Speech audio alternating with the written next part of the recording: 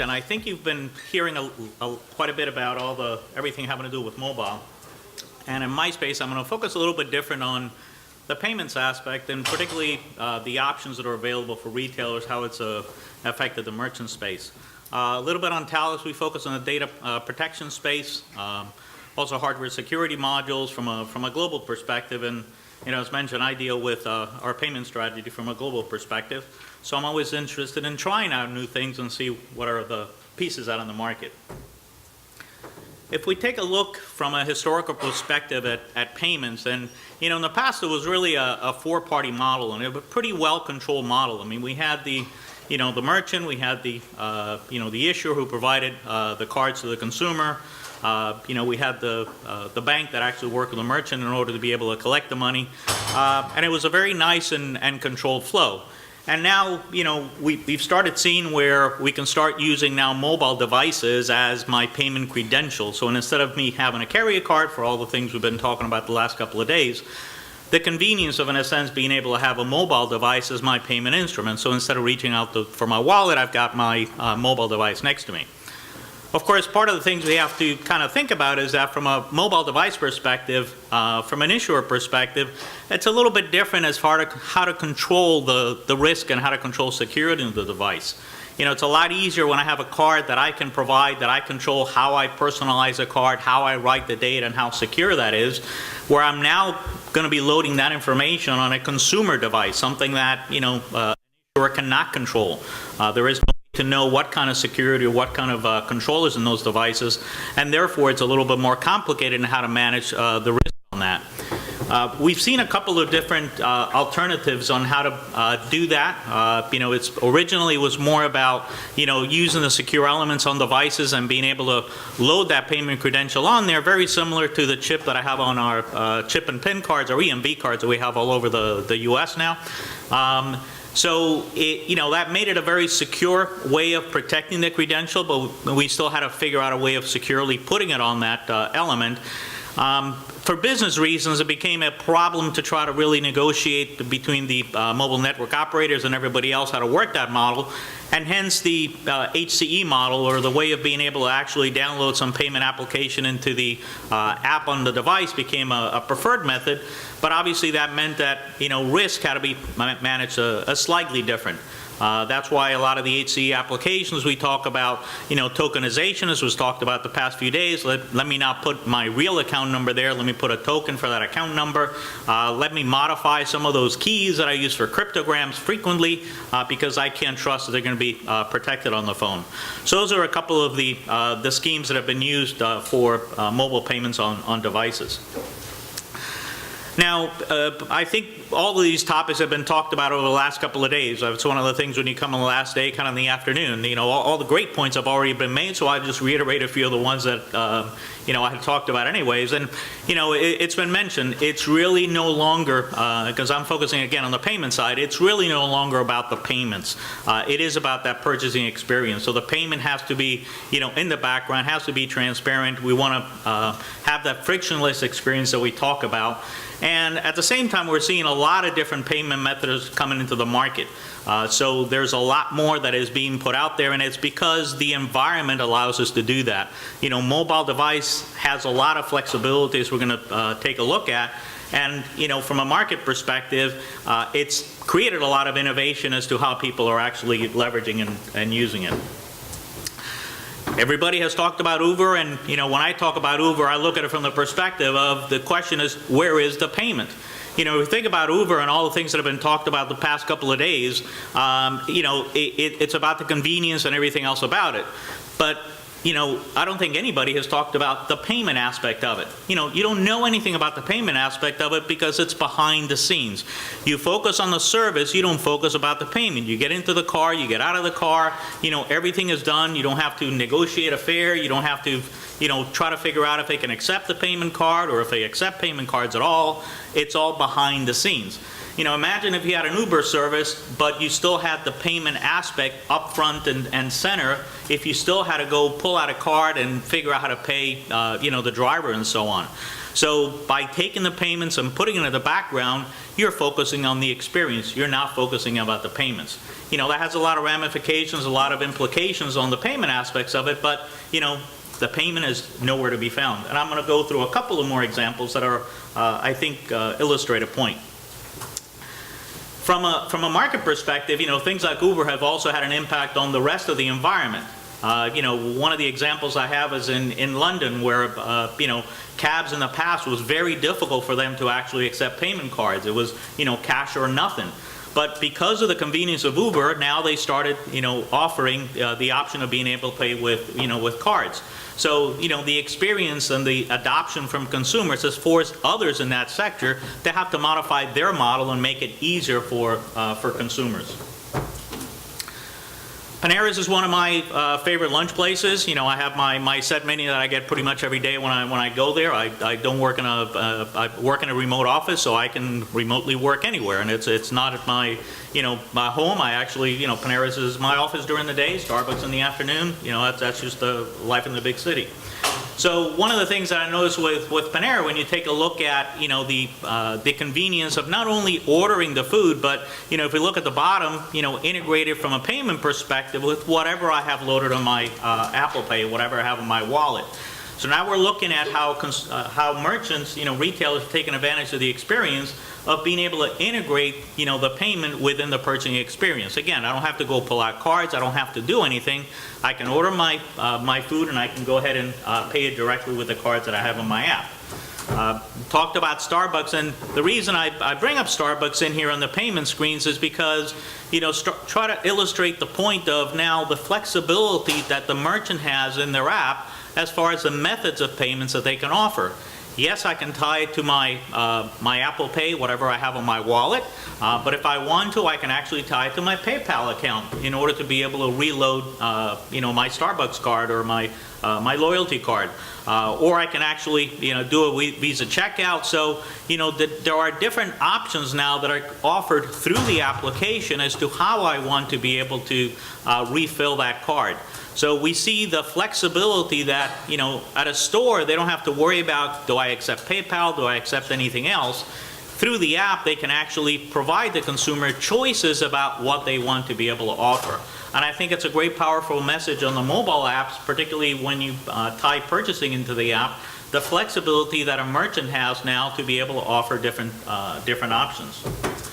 CVS was mentioned before. They launched their application recently, and the reason that I want to bring it up is not necessarily because of anything in the application, but again, I'm looking for innovation in how things have done things a little bit differently. And when you go register for a particular app, you usually have to put in your name, your address, and all sorts of information to register.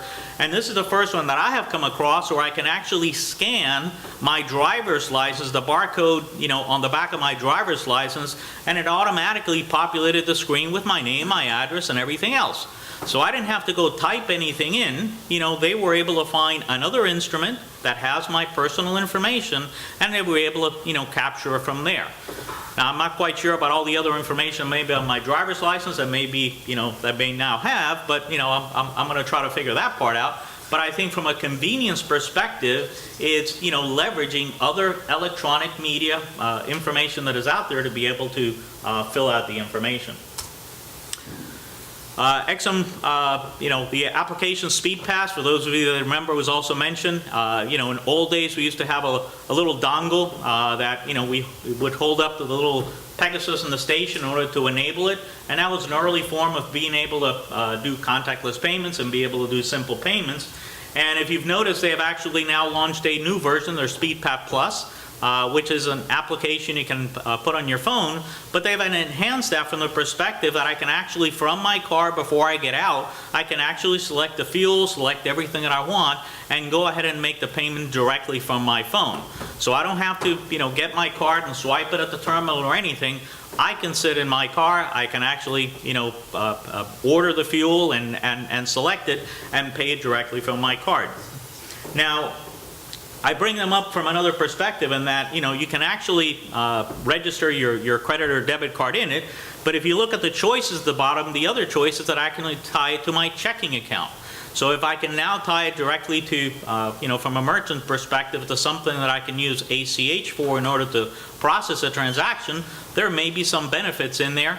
Again, the ability of mobile and a mobile app to provide more choices for what makes sense for a particular merchant, and perhaps some options that are cheaper in order to process than other types of transactions. Walmart Pay's been talked about quite a bit, and when they first launched, I downloaded the app in order to try to be able to start using it and check it out, and it was a while before it was available where I was at. But some of the things that I started noticing, if you've utilized it, and how many of you have actually utilized the Walmart Pay? A handful, okay. So let me see if I can get some converts or something to at least test it out. The interesting thing is they have a little thing on the top that if you're searching for things, if I want to make a list to go to the store, I can literally walk around the kitchen and I can scan the barcodes that are sitting on the products, and it'll actually make a list for me. So when I go shopping, I have a list of everything that I need to do, and I can look up items on the on the inventory that they have available. At this point in time, I have, I can tie the, my credit card or whatever into the application, leveraging Walmart Pay. The difference in what I find very interesting about this application, and we've talked about the use of, barcodes that, like with a Starbucks, that I have a barcode on my phone that I then, use in order to do the payment. In the case of Walmart Pay, what they have done is the barcode actually comes up on the payment screen at the register.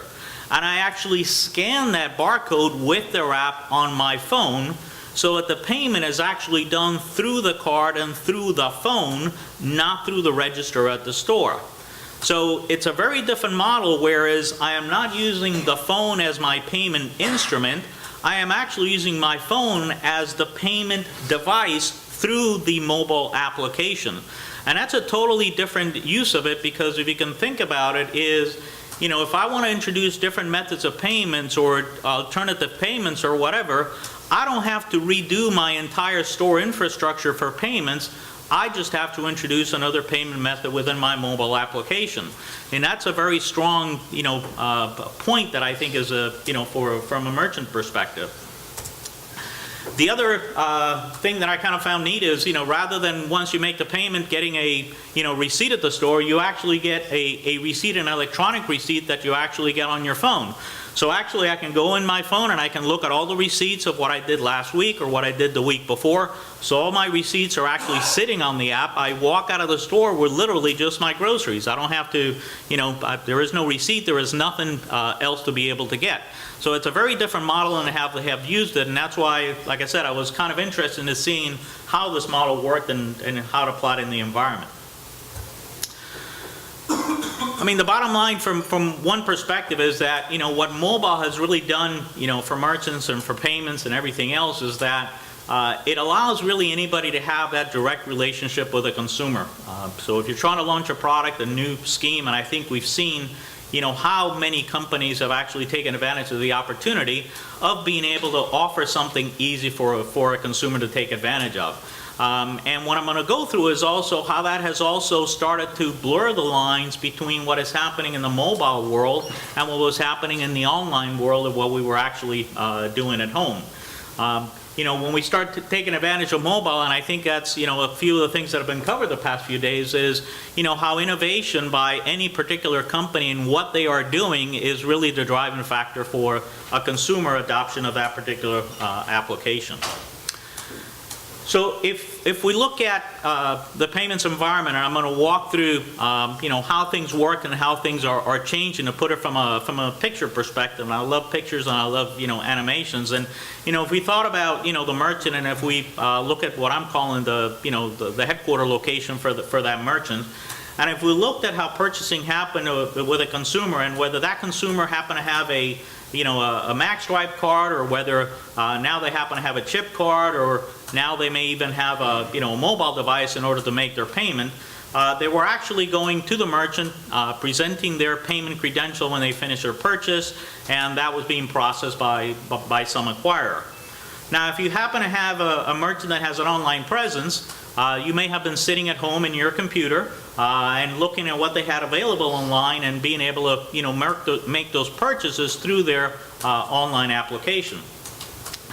Now, what the merchant started doing, in a sense, is saying, well, I can take that application or that service that I had, to enable somebody to buy online, and I can actually do that and put that application directly on a consumer's device. So, and I think that's what we have seen is I can go to my consumer device and my mobile device, and I can find, purchasing that I can do from the mobile presence that all these merchants have.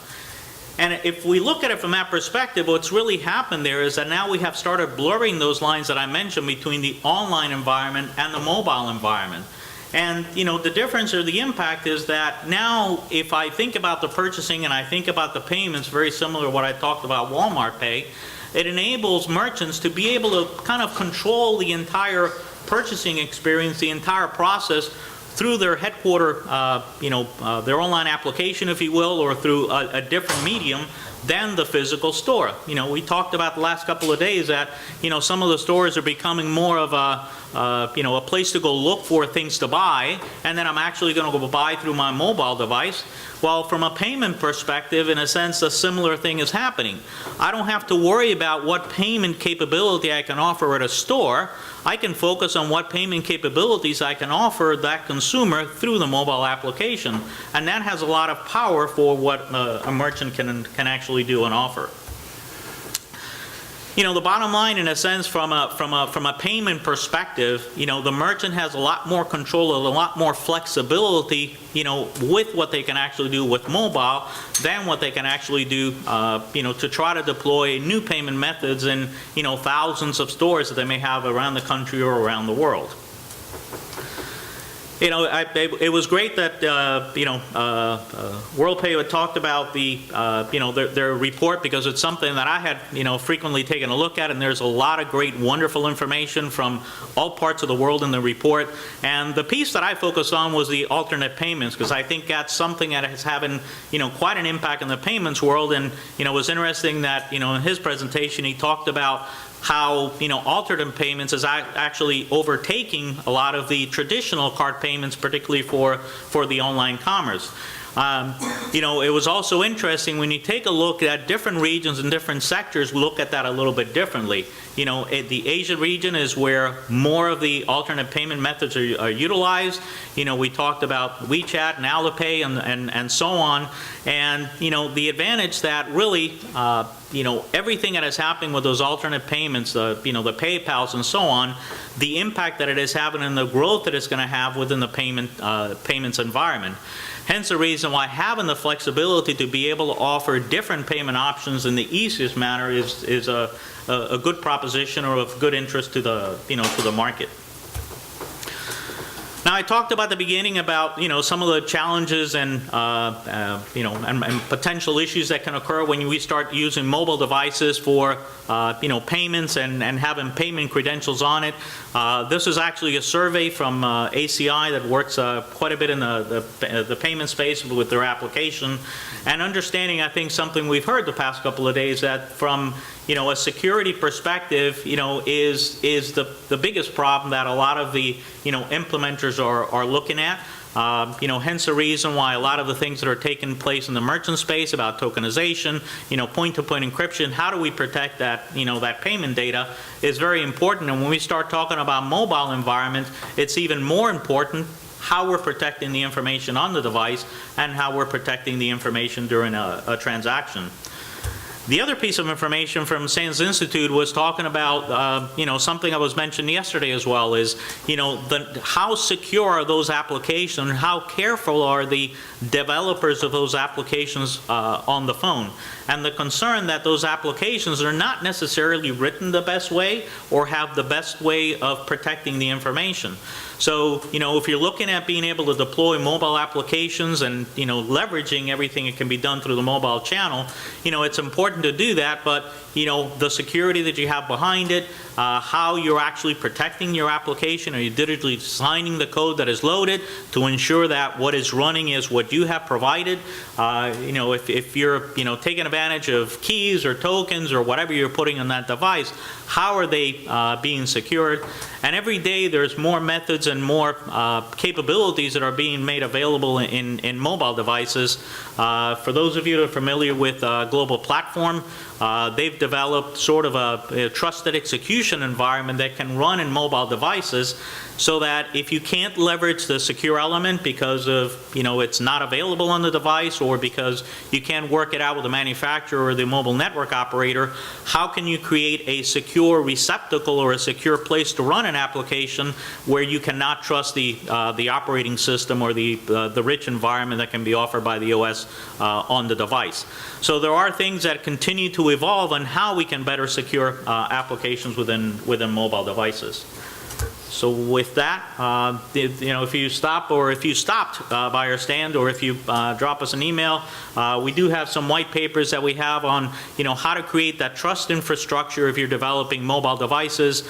Our products really play on the background, but we have a lot of great partners that actually work on provisioning mobile devices, or actually being able to help and secure the transactions. Like I said, we're more on the back end of a lot of the security, but we look at what is available in order to leverage in those environments.